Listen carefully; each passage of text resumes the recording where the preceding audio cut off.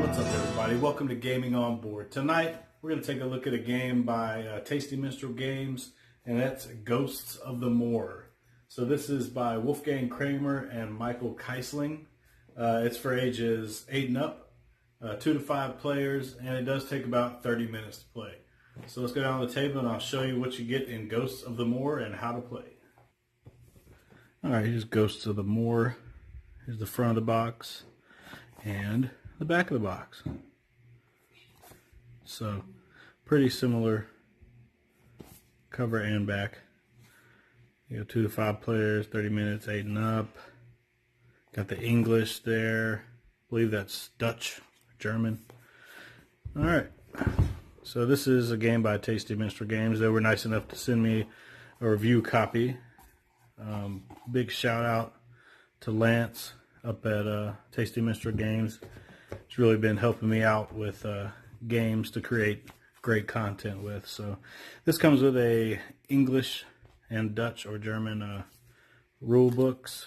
It's a real simple fold out style pamphlet rule book.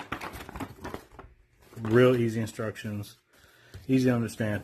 And when I first saw this and read the instructions, I thought it would be like a super basic roll and move, but there's really more to it than that. So here you've got the side with all the spaces laid out, and the other side there's no spaces.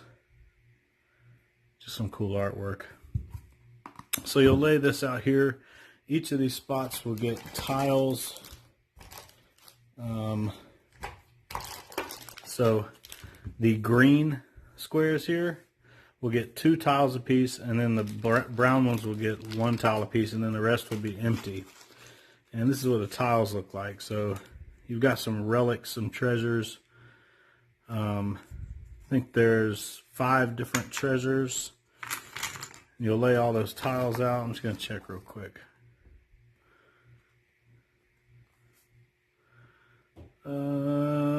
I can't seem to find it quickly, but I think there's 5 different types of treasures. And then there's ghosts with different values on them as well. So you'll shuffle all these up and then lay these out, like I said, 2, on all the green spots, and then 1 on each of these brown spots. And each player will get 1 of these bridges to start with, and then depending on the number of players, there will be a number of these bridges shuffled in with the rest of the tiles. So once you have everything set up, which I'm going to do here real quick, and there you go. So I put 2 tiles on every green spot and 1 on every brown, and then we're all ready to go. During setup, you'll just put 1 of these planks or bridges mixed in with all the ghosts and the treasures, and then each player gets 1 of these planks, and then the rest just go back in the box. In a 2-player game, each player will have 5 pawns. In a 3-player, it's 4. In a 4 and 5 player, I believe it's 3. So everybody starts up here at this house, and you're trying to get down here to this truck. So each player will have their 5 pawns up there. There's some tiles that go at the end of the board, and you're going to place these in descending order. So 6, 5, 4, 3, 2. And basically whoever gets here first will take the topmost tile. So every time one of your pawns gets to the end, you'll take the topmost tile if there is one available. So what you're going to do is roll this die. I really like this green die. So you'll roll that and move exactly that number. You have to choose 1 of your tiles and move it exactly that number. So let's say green's going first. So I go 1, 2, 3, 4, 5, 6. I've landed on the bone. Nothing happens yet until the next turn. Yellow, roll to 3. 1, 2, 3. Now it's green's turn again. They'll roll the dice in this order. You have to do these things in this order. You roll the dice, then you choose which pawn you want to move.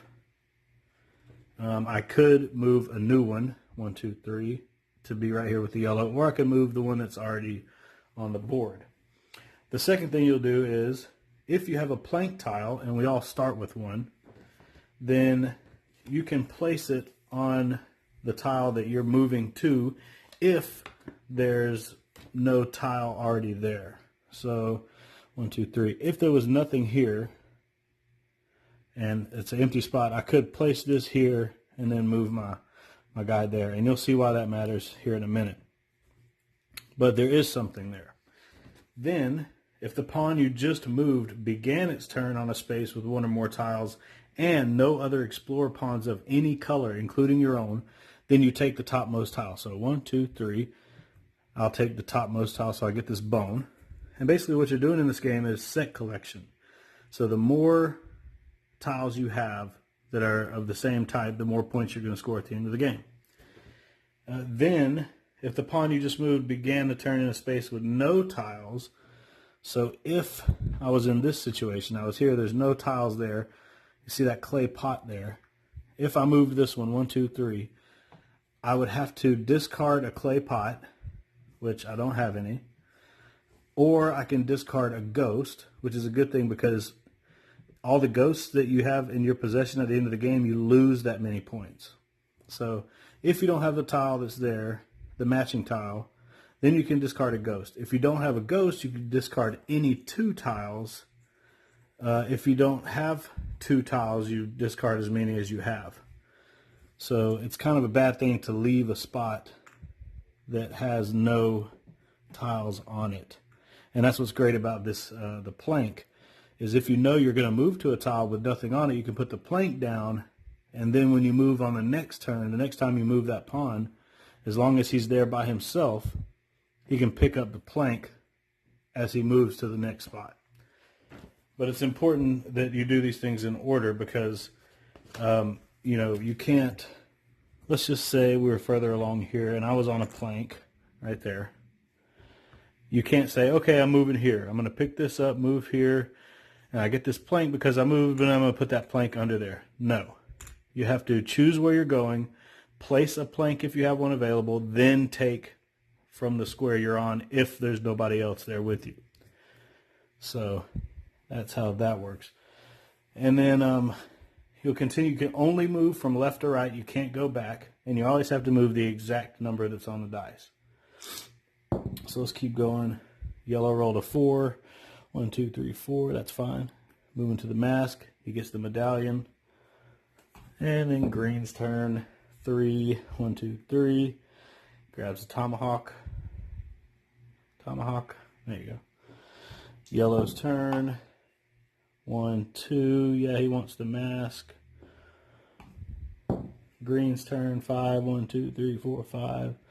Go here. Get this potion or whatever that is. Yellow. 1, 2, 3, 4, 5, 6. So far they've been really lucky. Green's turn. 1. Okay, he landed on a ghost. So that means if I move him, I got the tomahawk. If the next time I move this green guy, if he's still by himself, I'll be forced to take the ghost. So that's an important note is if you move from a tile where you're the only pawn there, which means there's not another one of your pawns or another player's pawn, you have to take the topmost tile. So if he came along and he moved again and he was still the only one there, he'll move here. He has to take the ghost. And what he would have done is, since he's moving to an empty spot, he would have chose to put the plank down before he made the move. So now he's got a ghost. So what he wants to do is, well, this actually worked out pretty good. Let's see, let's just say he didn't use the plank and he ended on this spot with the pot. If it comes back around to green's turn, he rolls a 1. He's moving away from here. Let's just pretend he doesn't have that. He moved away from a spot with the pot, which means he would have to discard a pot tile. He doesn't have one, but he's got this ghost that's going to make him lose points at the end of the game. So you can just go ahead and discard the ghost to avoid, you know, losing anything else. So when you discard tiles, because you're moving from an empty tile, they go in the closest spot to the end that's empty. So they're not out of the game, they're just getting closer towards the end. And the closer to the end you get, the less opportunities you have to discard stuff. So that's the really cool dynamic of this game is, yeah, you might be discarding stuff but it's just going to end up right back down here. And you kind of want to keep one or two pawns lagging behind a little bit, so that when you do start picking up that stuff at the end of the game, you have some guys left to discard them with. And then you're trying your best to get as many of the same type as you want, but as the game progresses, you have no choice but to start discarding things. And it's a really cool little strategic, planning type game. It's really good for kids to help them with strategy and analytical thinking and things like that. So I really enjoyed it. I'm definitely going to play it with my son a few times. And that is, make sure I'm not forgetting anything. Discard. If for some reason, you know how I said you can discard 2 tiles if you don't have a matching tile or a ghost. If you have to discard 2 tiles at once, they do go to the closest empty spot to the end, and both tiles go in the same spot. So you wouldn't put one here and then one on the next one. They both go in the same spot.